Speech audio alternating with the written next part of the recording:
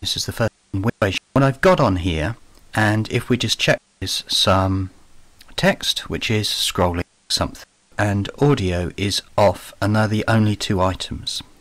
So what we're going to do is mix our audio before we send it out live. Some stop audio 2 are in fact turned off. So what we're going to do is set up a scene where I'm going to send some background music and also a media source, which happens to be a video, to the live stream. When I hit transition, this happens, and you can clearly see there are two audio bars and we can hear nothing.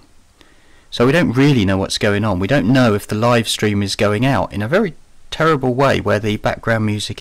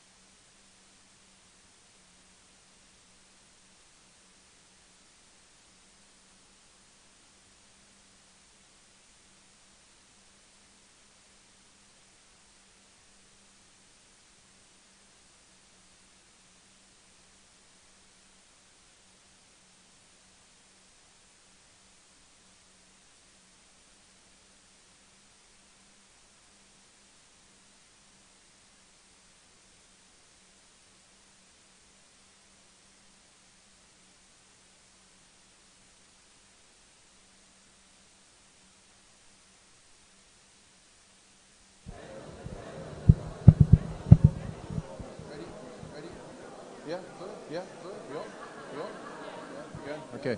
Okay. Hello. Hello. Hello, everybody. Don't worry, I'm not David. I'm not David. I'm not the one talking. David's over there. It's far more interesting. Far more interesting to look at. I am. I'm Daryl. I'm the head of art for Nordius. I just want to say thank you for attending. Thank you to Fabrica for putting this on. And a few years ago, we said that we would do this every quarter. Bring a good speaker over and we'd share what we know with you guys, and that's going to continue. So hopefully you'll get something from this. I've not seen the presentation, but I know David's background.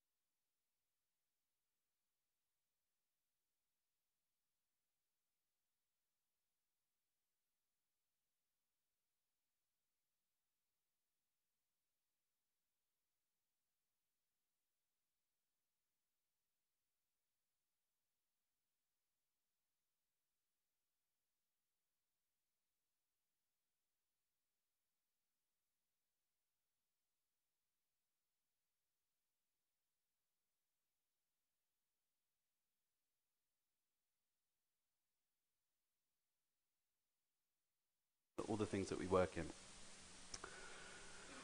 So, this funny little collection of letters, FUI, sometimes known as fictional user interfaces or fantasy user interfaces, it has kind of become a bit of a thing, and we're one of the people that works in this area. My mum thinks that we fix computers for Tom Cruise. We do not do that. We are a little bit more like this, about world building, about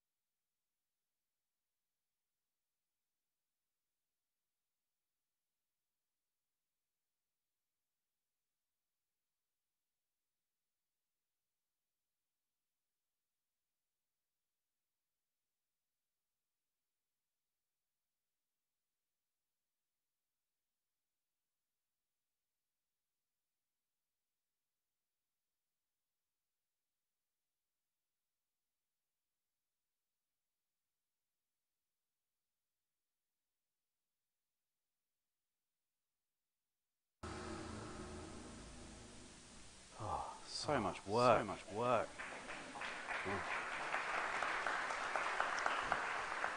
It's actually quite painful to watch that and just think about how many hours we've spent on all that stuff.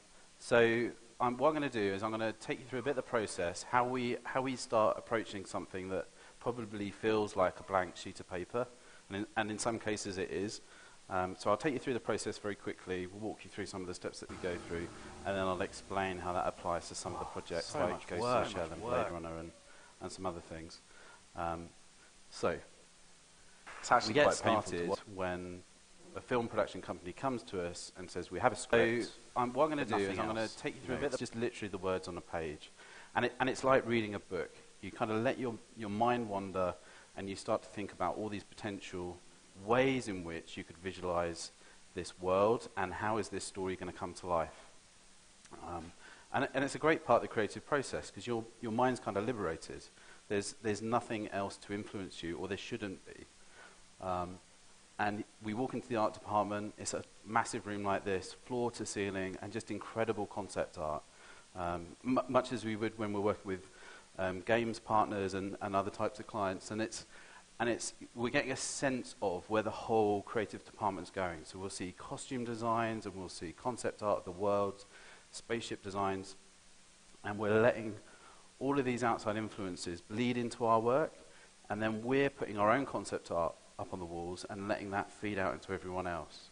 So it's a real collaborative way of working, and everyone's kind of up in their game and kind of almost competing against one another in a very positive way. Now, the problem with sci-fi interfaces, as we all know, is most of them are blue. And what we want to try and do is step away from that. We don't want to be repeating ourselves. We want to impress the film director. The film director doesn't want to be repeating themselves either. So it's building out some systems and some processes to help us build out original work, so that we don't always create another Minority Report type thing. And the way in which we do that, it was a lesson that we learned. Our first ever film project was with Ridley Scott, it was Prometheus. And for me as a creative director, to learn from someone like that and just see how they brief in a project. So rather than saying, oh, you know, something like Minority Report or like Iron Man or whatever it might be, he said, I want your technology and all your interfaces to be based on underwater sea life. So think about the colors or the beautiful, you know, saturated palettes. Think about the organic way things move. just think about how can data and technology be influenced by nature. And if you think about Prometheus, an alien and Geiger and all those kind of technology meets organic, it was quite a clever way of giving us momentum, giving us inspiration as a way of starting a project. And yes, I confess there is some blue in there, and it is a sci-fi screen, but at least there's some other colours in there, and we're looking at data in a much more organic way, trying to move away from the technical, and in a way, because it's quite loose, it uses negative space. The way in which we worked with the graphics, it was quite impressionistic. We had fun with it. So we get concept artwork, and we start to think about how can the technology and the graphics that we're working with play into that. So there's often some kind of key scenes in the film. So has everyone seen Guardians of the Galaxy? Kind of familiar with the Marvel stuff? So we didn't know anything about the Guardians of the Galaxy when we first came to it. We had a script, and it looked quite funny, but there was a walking, talking tree in it, and a cybernetic raccoon, and we thought they were all doing drugs, if we're completely honest. But we started reading it, and it was really funny. And the director was scripting in all these different references to music, so we were kind of picking up on the vibe of it all, and kind of tuning into the cultural references that were coming out of the script. And the three things that struck me was it still needed to be a Marvel film, so it still needed to have that kind of visual sophistication that we're kind of used to with Iron Man and Thor and all the rest of it. So it needed to feel like a Marvel film. But it was the first Marvel film in space, so there was an opportunity to mix in kind of sci-fi influences to make it quite interesting. And then the other thing that the director really wanted to push was this, and we're seeing it more and more in lots more films now, this kind of 1980s nostalgia, because the original, our hero character, Star-Lord, was abducted by space pirates at a young age when he was in the 1980s, and his connection back to Earth was mixtapes and playing on old retro arcade games and all that kind of idea.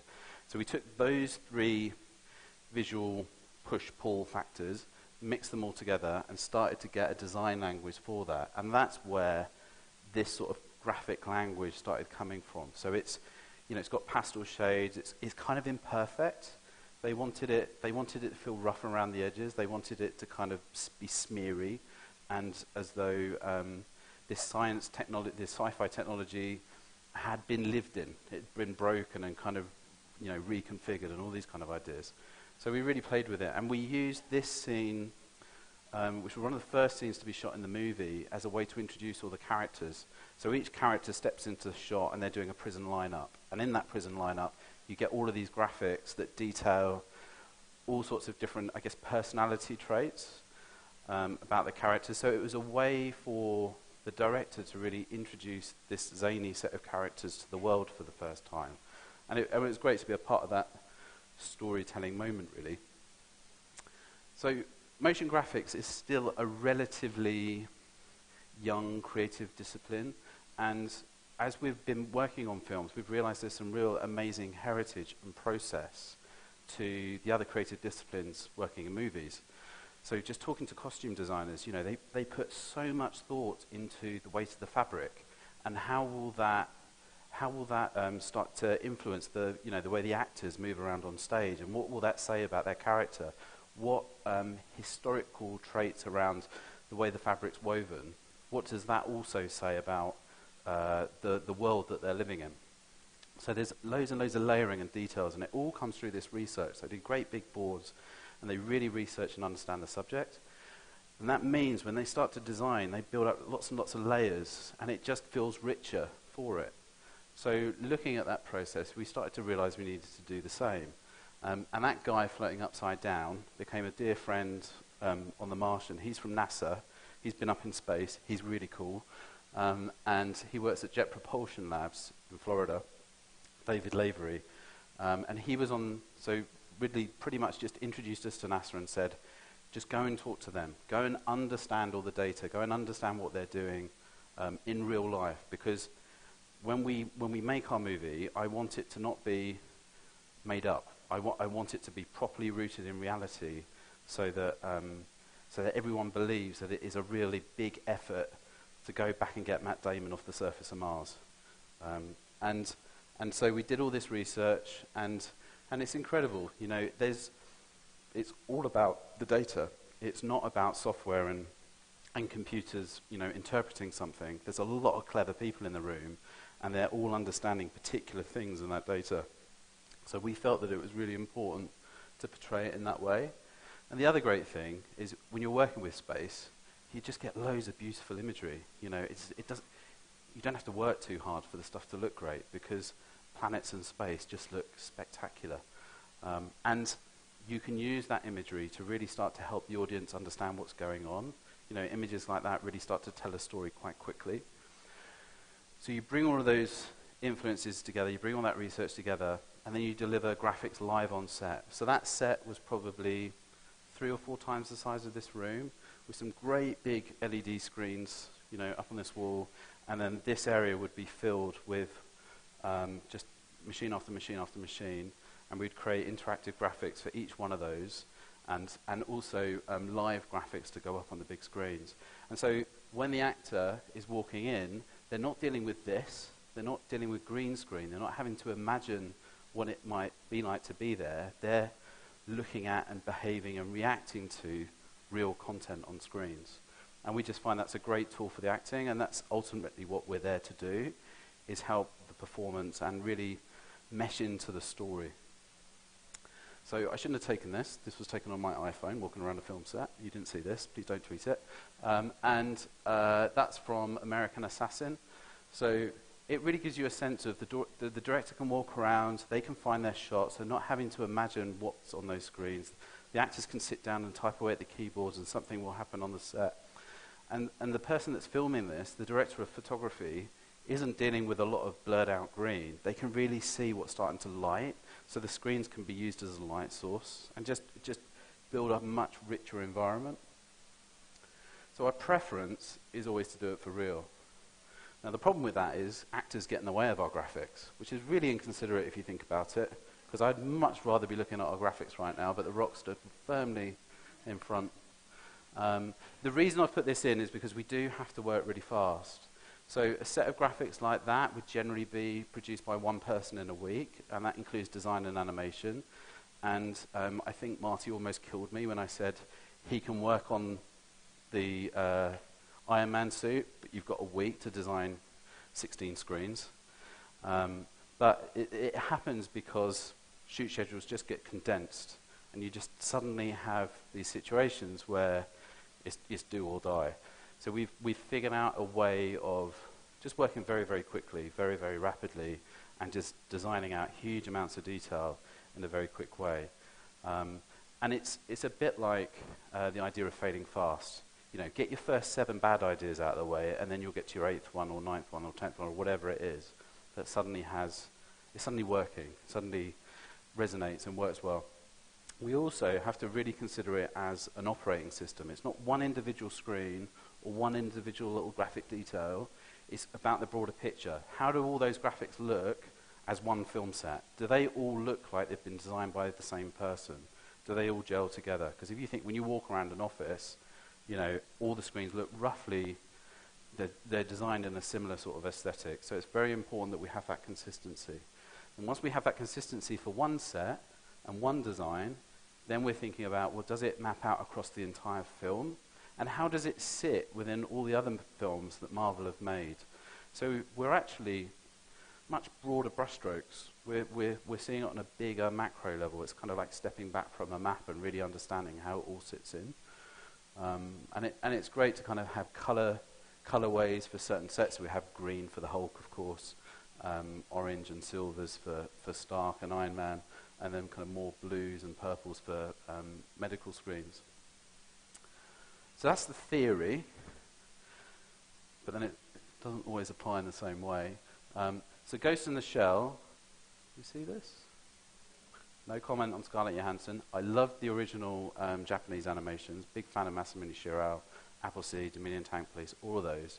So we came to this project kind of in a mixed, we weren't quite sure how we were going to approach it. And the tricky thing was, and I guess in the same way that Blade Runner is a film, You're taking something that was made 10, 15, 20 years ago, but then you need to make it for a modern audience. And how do you sit on that design aesthetic? How do you make it fresh for now, but you don't diminish what was great about the original films?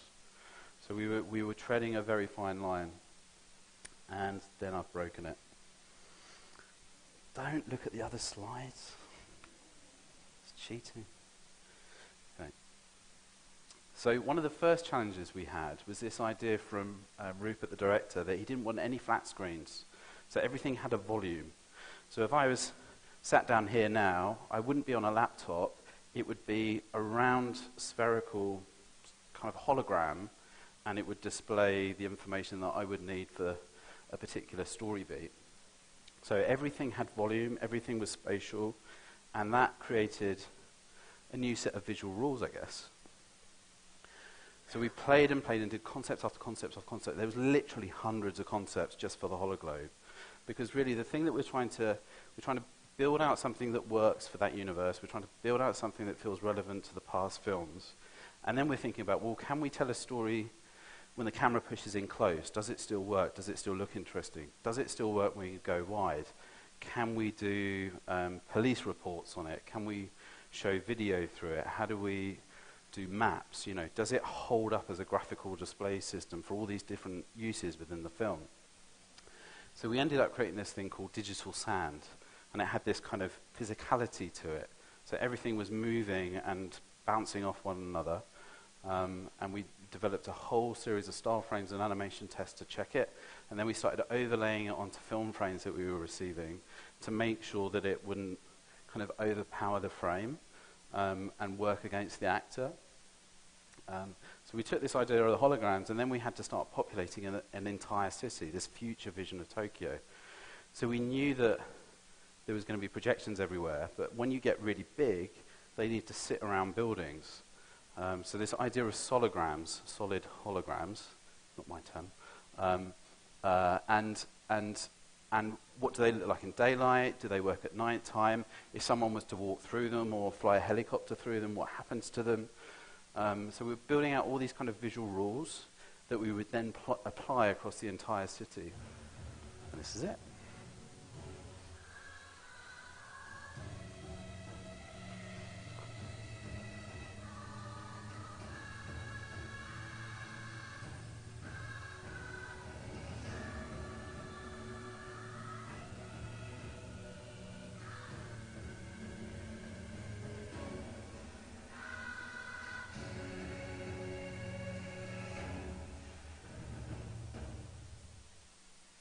Bloody bonkers.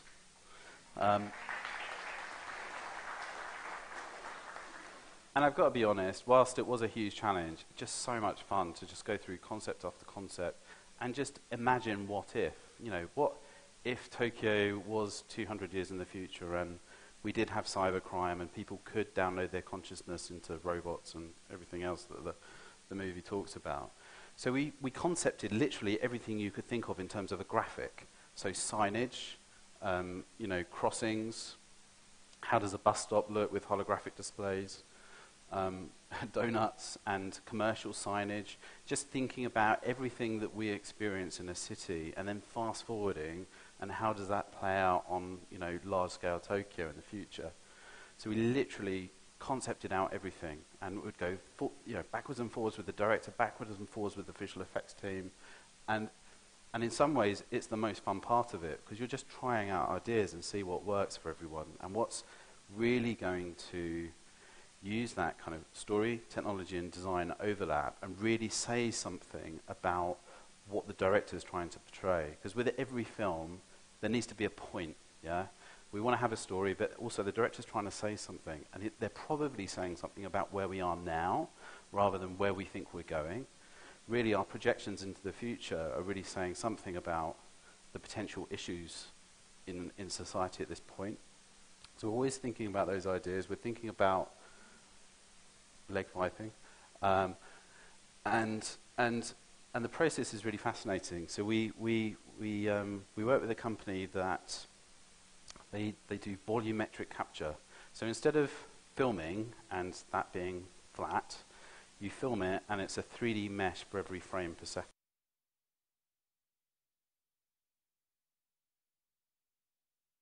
Asset to design things around. So that was kind of our base for creating adverts for electronic music systems.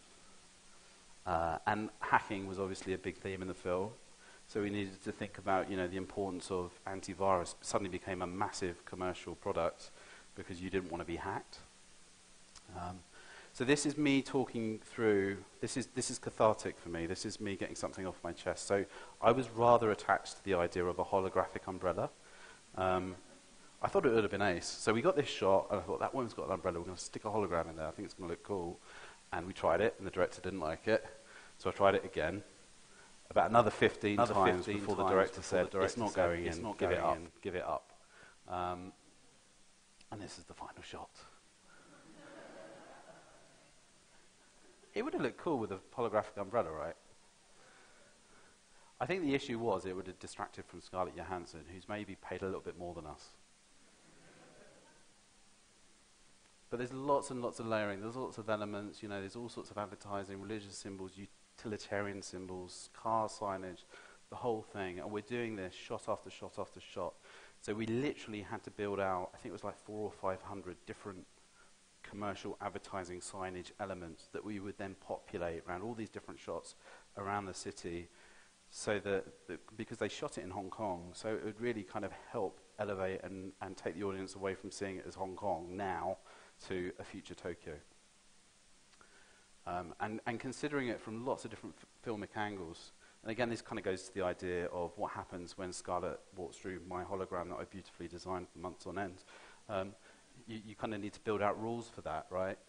And it's great to kind of be challenged with all these ideas and just test things out. And you do that especially with trailer shots, because normally trailers are the first up, so that you're really pushing your benchmark. You're kind of setting your high target with probably half a dozen shots, and then once you've got that benchmark, then you apply it across hundreds of shots. And there's a lot of elements in there, and I guess visual effects is typical of this. There's a lot of elements in there that you might not notice when you're just watching the film for the first time, but you'd probably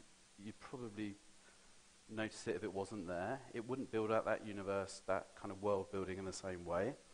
So I feel as though it's important, and I'd be out of a job if it wasn't. But it's just a great way of using graphic design. It's a great way of using motion graphics to be a part of the film and the storytelling and that world building. And there's no explaining that. That's just an animator with a weird sense of humour. So this is our concept reel.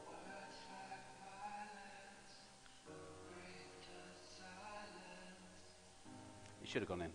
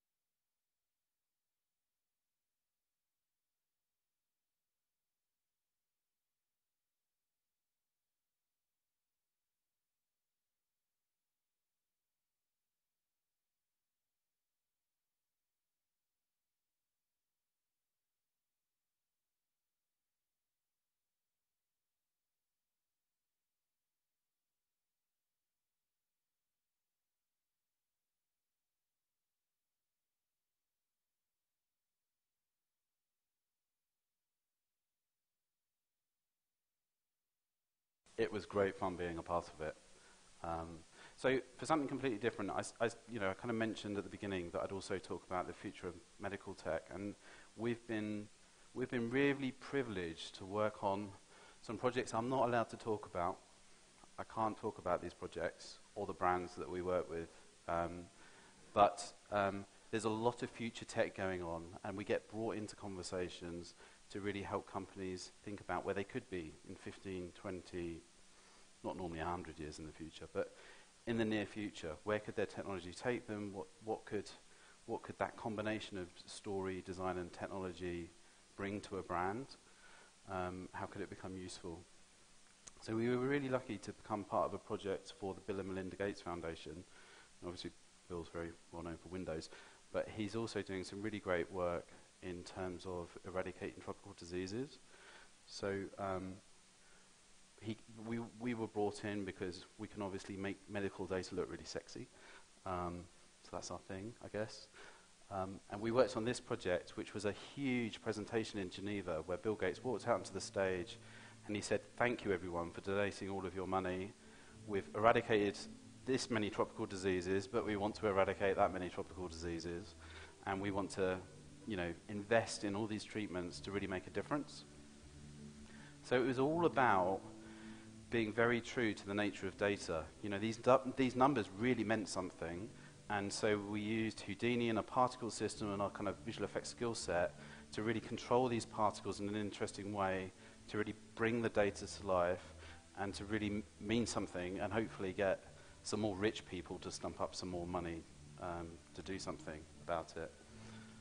And it went down really, really well.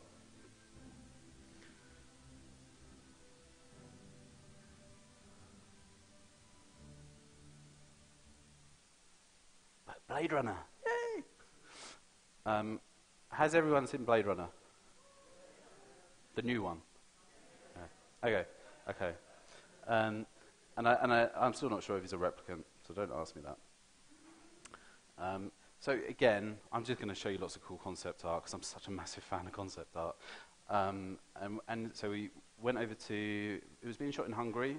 We went over and met with Paul Inglis and Dennis and Denis, the director.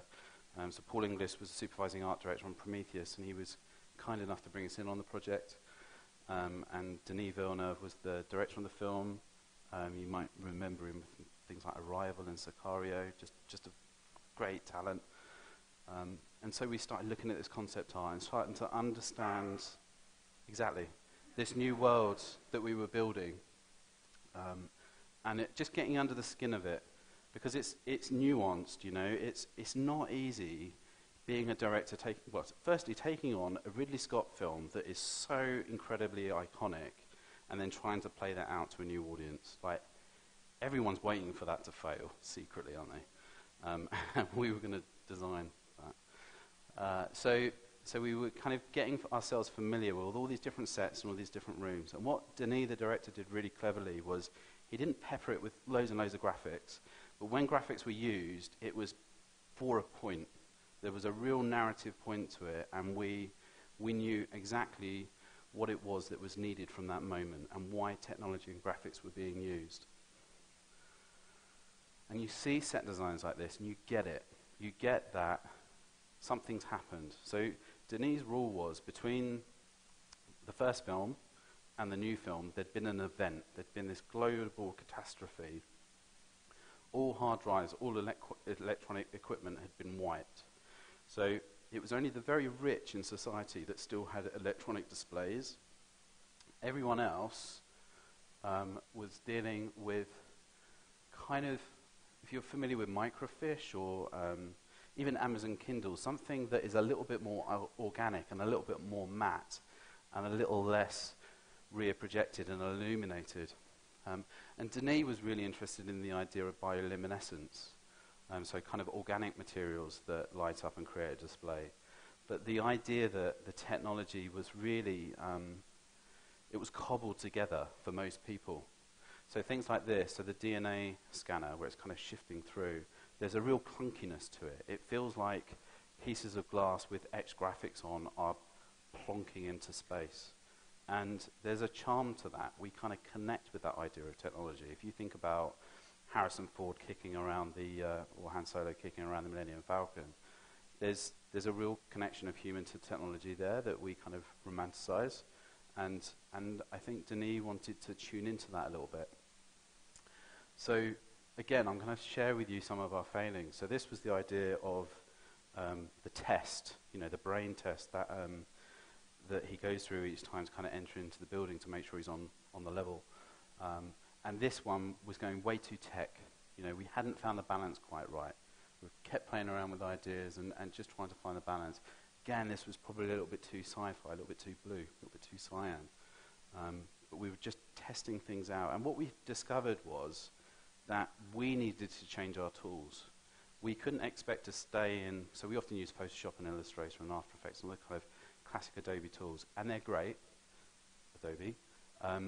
But we really needed to change the design aesthetic and to really be true to the nature of the film. We needed to start stepping away from the computer. So what we started to do is think about brain scanning. Where can we get something that looks like a brain scan? And funny enough, if you cut a melon in half and get a camera with a macro lens and shoot in really close, you get some really interesting organic forms and shapes starting to occur. If you then take those photographs and 3D scan them and then reproject them and photograph those, the results get really interesting. So we were kind of letting this digital analog process just kind of come out, really.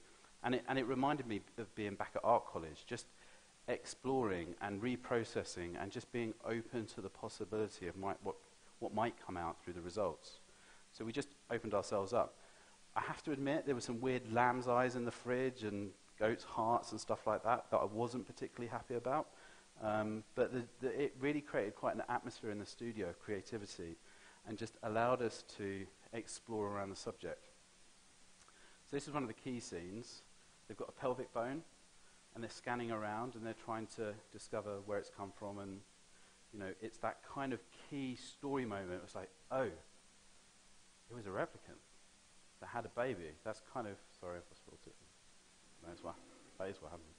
I'm just losing this.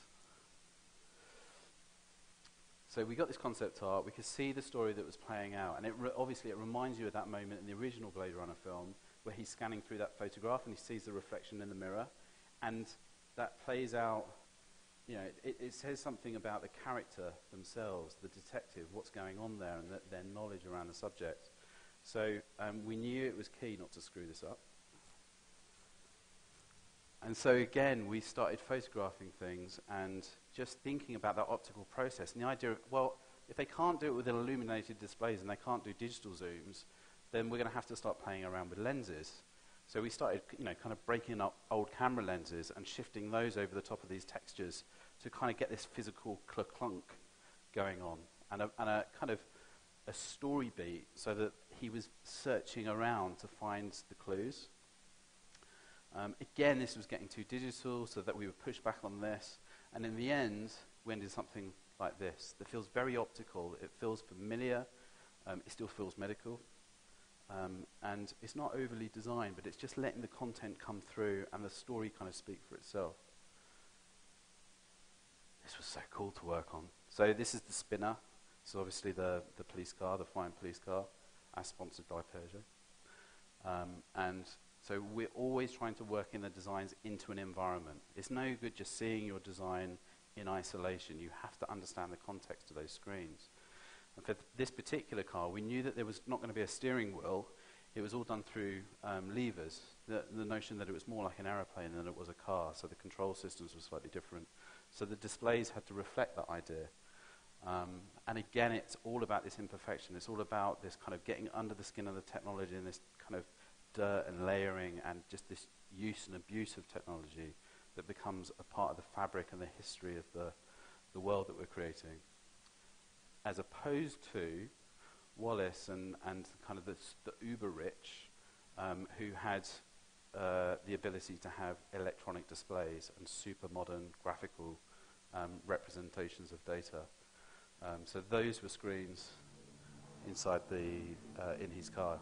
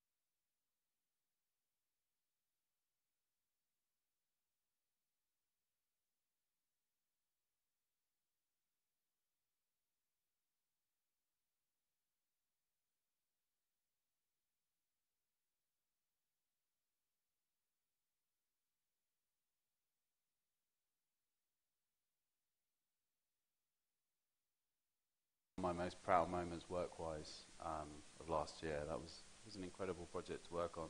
I think because the director was so supportive, and so was the art department, and we were all just collaborating, and we were all learning from one another and bouncing off one another, and you just know when a film's going to work out, when it's working that well across all departments. And I don't care if you thought the edit was too slow, I thought it was good. So lots of stuff I am not allowed to tell you about. They might have big robots in and big monsters, but because I'm under NDA, I can't talk about these films. But we're working with some amazing directors, and the films are out very soon, and I definitely think you should go and watch them. And so just really, this is what it is for us. It's all about this future vision, and it happens because we accept this overlap. We accept the opportunity of different skills coming together, people that specialize in story, people that specialize in design and technology, and we see just the benefit of these skills all coming together and the opportunities that come out of that, which is just really exciting. Thanks.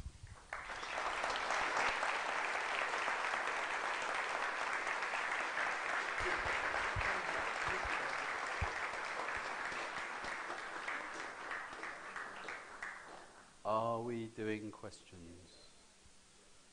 Cool. First hand I saw over there. Am I allowed to do that? No? Okay. People can just shout at me if they want.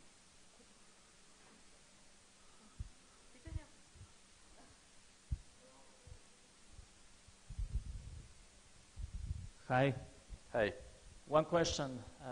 During your processes around making these graphics, which are incredible, have you made your own software, your own tools, and if yes, which and why?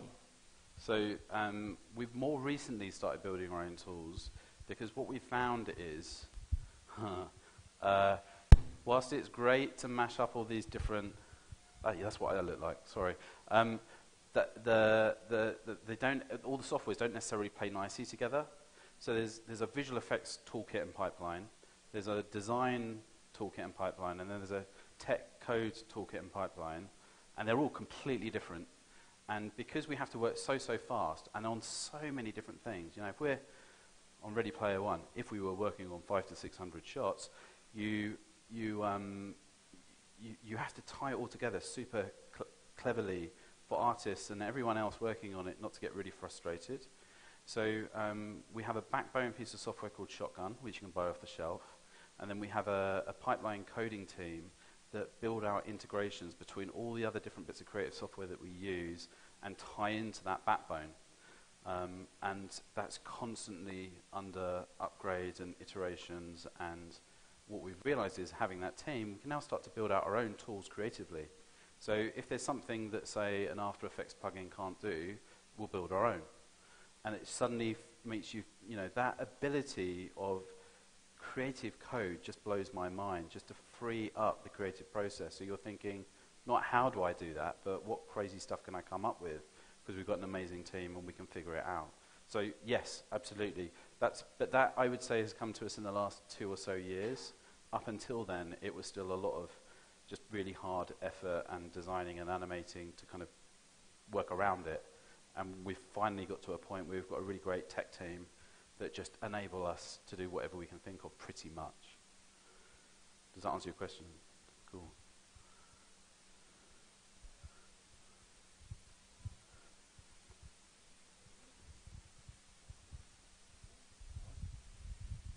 How far early into the development phase of an ambitious project of a thorough production is it optimal, in your opinion, for the production to engage with a company like yours? Well, the sooner, the more I can charge them. So that's always good. No, so the honest answer is it really depends on the production. So some directors are actually open to us coming into the project before there's even a script. And on Avengers, that happened. And we started exploring the possibility of technology in the film before the script was written, and could almost influence in a way. And that goes back to the idea of you build out these rules for a world, so you've got that, and then you can plug in loads of different stories. So the idea of the Marvel universe is they've got like a Bible for the whole thing, and then you start to build out narratives on top of that. So that's a great part of the process to be on if you can. We were privileged enough to do that with Alex Garland on Ex Machina, and we've just recently done that on another film I can't talk about. But when we can do it, it's great because you're not just visually interpreting what's already been written in a script. You're being a part of the collaborative process from the very beginning, which is amazing. It doesn't always happen, and it depends when people think to come to us to start getting us involved. So it's quite rare that happens, but when we can, we kind of, we jump on it, really. And project lengths are really varied. So something like Ghost in the Shell or a big visual effects job will be 30 people for 8 months, and then Ex Machina was 1 person for 4 weeks. So it depends on the ambition. Blade Runner was really clever in that, like I said, they just chose their moments to use us, and they put a lot of effort into each screen, which I think was a very smart way of working. But every art department, every client, every director wants to work a slightly different way because of the focus of technology in the film will be slightly different. And it will say a different thing. Sometimes it's technology as a character in a film. So if you think of Jarvis, or if you've seen the film Her, it becomes its own character. Artificial intelligence kind of becomes its own character in its own right. So you can use technology in that way. You can use technology to say something about the world that you're building. So like as in Blade Runner or Ghost in the Shell, it's really using tech and design to kind of build out that world. Or you can use it as an aid to performance. So when I first started doing this, the only time you would use a computer display is when someone's hacking in. There's a lot of typing on keyboards and numbers coming up on screens. Got kind of boring. And then there was upload it to a USB stick, and you'd see like the bar going up as it was like tension building. So when Minority Report came along, it's like at last, someone's really thinking about the actor and what's interesting in a film. Now, the reality of technology in our day-to-day lives is flicking through a phone, boring, and going through spreadsheets and emails, also boring. And mouse movements doesn't make for great entertainment. So finding interactive mechanisms that maybe don't really relate to UX and the way in which we use technology, but does create an interesting performance, like Tom Cruise waving his hands around, or Robert Downey Jr., kind of throwing off holograms, that becomes entertainment. And it still uses technology in an acceptable way to say something about the characters. So those are the kind of 3 uses you tend to see our work in a film. Thank you. Thanks. Hey. Hi. I've got a question because I've seen Ghost in the Shell, where you did half of the CGI maybe on the city, and your commercials just make the scenography. They make the scene. So my question is, where does your job stop and CGI begins? Where do you overlap? Well, I mean, we definitely didn't do half of the city because NPC did a lot of the work you won't even realize was CGI. Most of that city was CGI, especially on the wide shots. The place that we step in is when it feels like it's been graphic designed, when there's art direction to it, when you have a sense that someone actually created that. So it could be, when the Harry Potter opens up the newspaper and it comes to life, that would be something that we would take on, or a title sequence, or holograms, or animated elements that feel designed, that come to life in a scene. There's lots of examples I want to talk about, but I can't yet. So it's really that kind of bit that becomes slightly subjective, because I think other visual effects houses are amazing at making things look photoreal, and they will make that robot look like it's really there, bashing through a building, and we don't do that. And they can have lots of fun doing that. I am amazed at the talent that goes into it. We're from a graphic design background, I would say, and we like functional design, and we like graphic design and typography and things to be stylized. So that's our passion, and that's why we would come to a project and be involved, really. I think that answers it.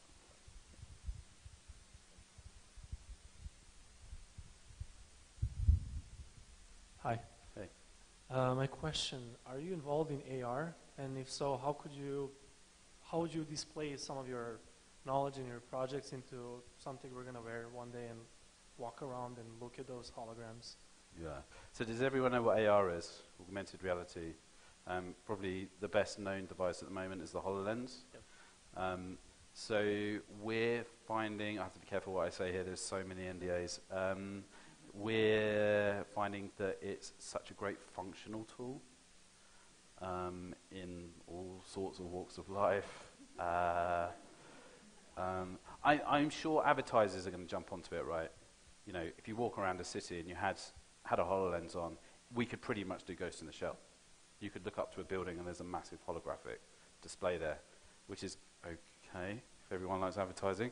Not to talk myself out of a job, but the functional use, so I've got a HoloLens on and it's telling me how to drive a car and get somewhere, or how to do surgery, or how to learn this new thing that has relevance to the real world. That's amazing. Like that's been my dream for ages. Like I always wanted the help me Obi-Wan Kenobi, I'm the only hope, the little hologram thing, or the 3D chess set. Been wanting that since I was a kid. So hurry up and build the stupid thing.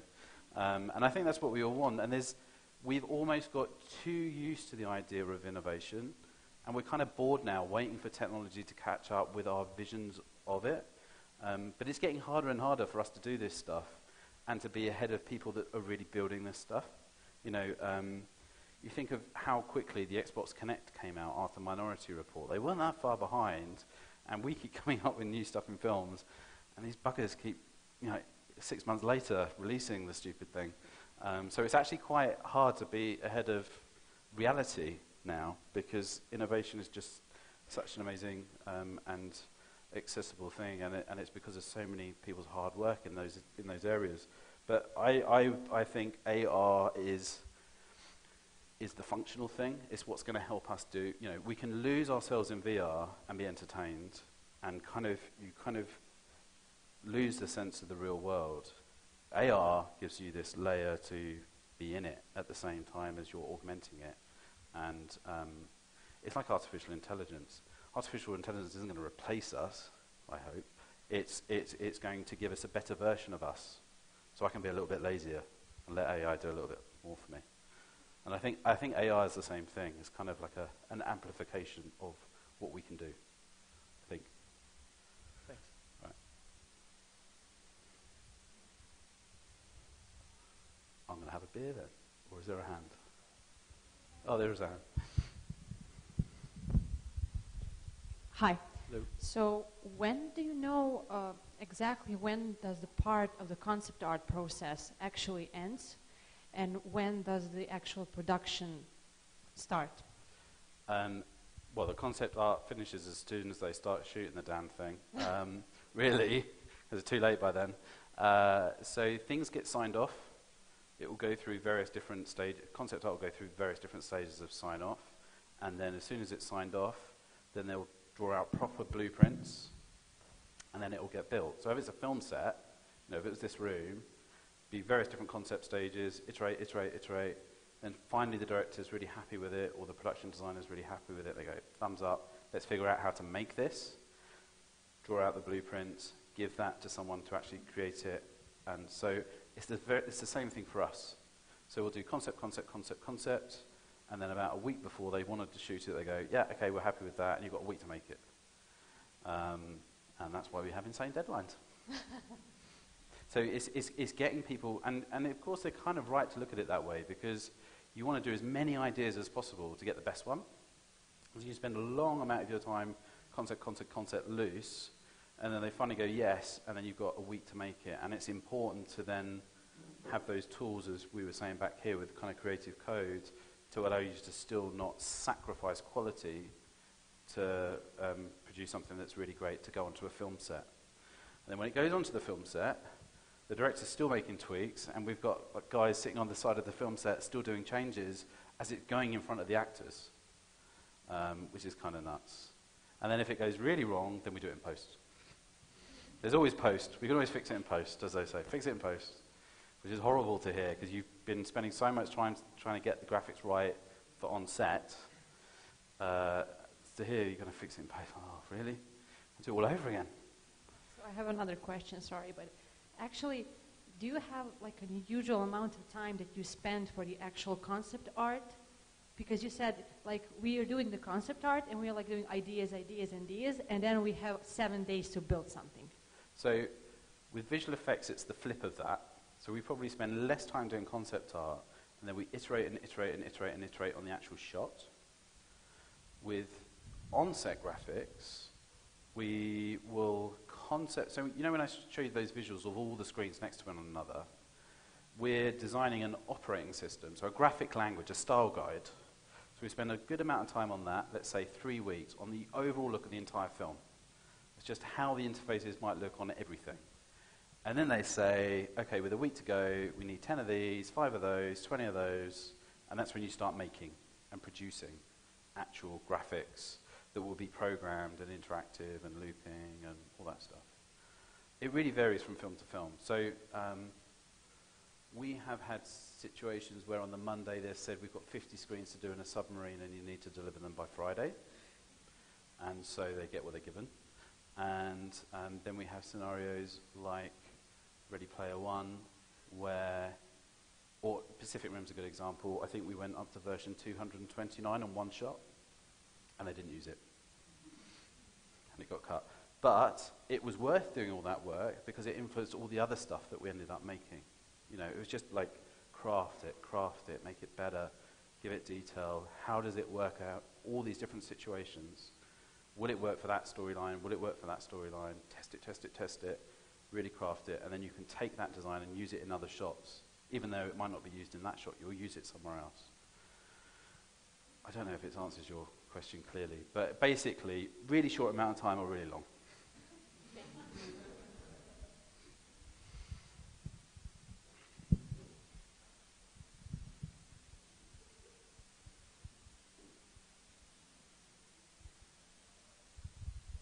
Hello. Hey.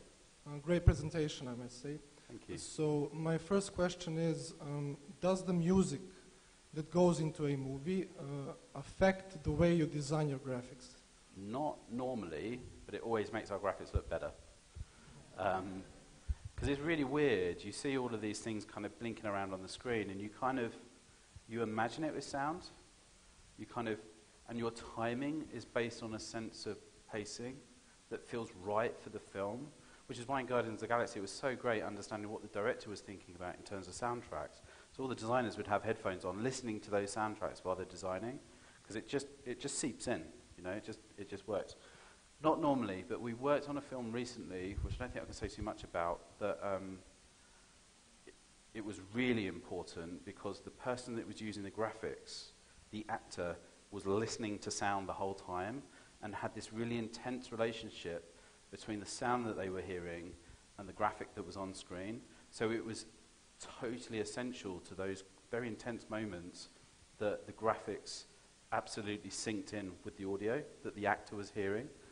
Not regularly. And it's always great when you go to see a film and you've seen these other layers of people's involvement on top of your work.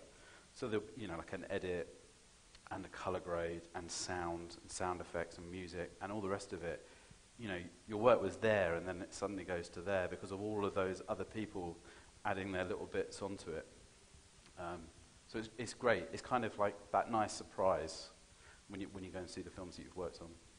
Thanks. Sure.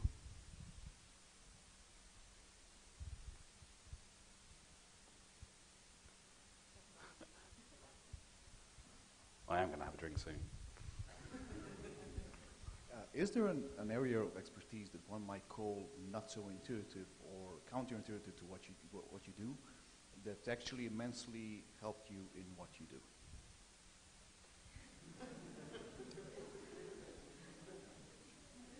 Should I elaborate? I don't know if you should.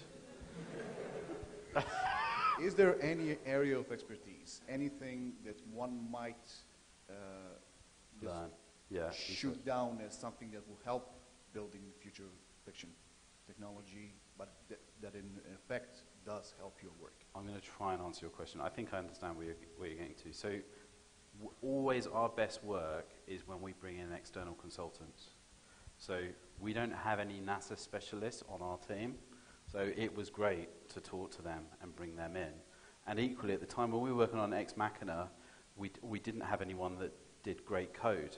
So we brought a code consultant in to help us understand how code is formatted and how we could drop in some Easter eggs into that movie. So pretty much our work is always richer for bringing in those outside influences. So we're always looking for them. So we recently worked with a ballet dancer and choreographer, and that just took our work to another place. It's so hard with this stuff not for it to all look the same. Yeah? Little technical details and graphs and wireframes. So you have to put a lot of effort in to make each project unique. And so if you can bring in external sources to really just come at it from a completely different direction, and you don't feel like they're ever stepping on your toes, because I have no ambition to be a NASA PhD engineer. So it's just a great collaboration. And it's the same with the art department. You know, when you're working with the visual effects team or the prosthetics team. On Prometheus, we worked with the prosthetics team, and they brought that kind of head to life, all through animatronics. And then we got to 3D scan that and put that into a screen graphic. That's just like, that's a gift. You have to use that stuff. So yes, always. It always makes it better. Thank you. Okay. Beer time. Okay, bye-bye.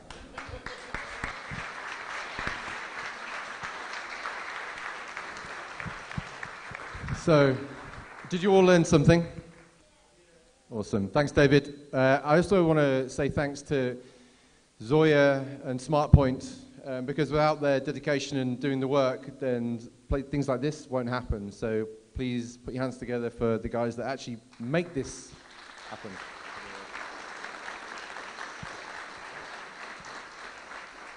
So just for my curiosity, we're going to have mingling afterwards and there'll be some drinks that go to the bar. Just for my curiosity, how many of you here are students?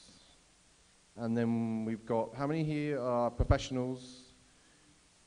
So it's like a 50-50 mix. And what's going to be really good is if you students talk to the professionals that are here and get an idea of what the industry's like, and vice versa, professionals talk to students to give them advice, right? That's why we put these things on, is to do that sort of thing. And we want to get this going bigger and bigger. So your support for turning up is really appreciated. So whenever you see the stuff that we're doing at Nordeus, or whether you see other companies doing things, please come out, turn out and support it, because with that, we can do something with it, right? So there's more people out there every single time that we do things like this, so keep on coming out. So ciao.